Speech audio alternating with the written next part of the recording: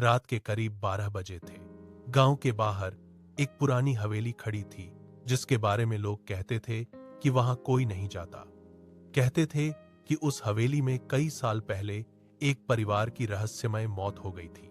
एक दिन राहुल और उसके दो दोस्त अमित और करण ने तय किया कि वे उस हवेली का सच जानेंगे। तीनों टॉर्च लेकर आधी रात को हवेली के अंदर गए।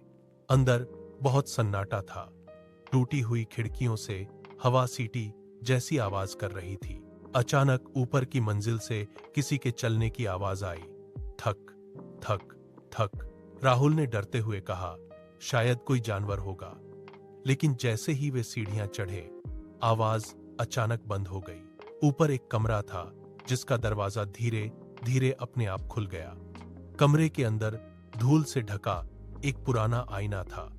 अमित ने मजाक में कहा, चलो देखते हैं यहां भूत है या नहीं।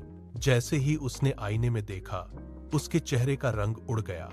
उसने कांपती आवाज में कहा, मेरे पीछे कोई खड़ा है। राहुल और करण ने तुरंत पीछे मुड़कर देखा, लेकिन वहां कोई नहीं था।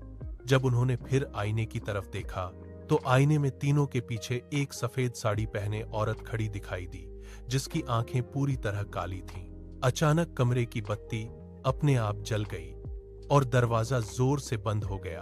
औरत की डरावनी हंसी पूरे कमरे में गूंजने लगी।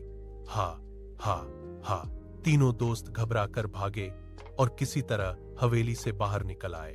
अगली सुबह गांव वालों ने हवेली के दरवाजे पर 3 टॉर्च और एक टूटा हुआ आईना पाया। लेकिन राहुल, अमित और करण कभी वापस नहीं मिले।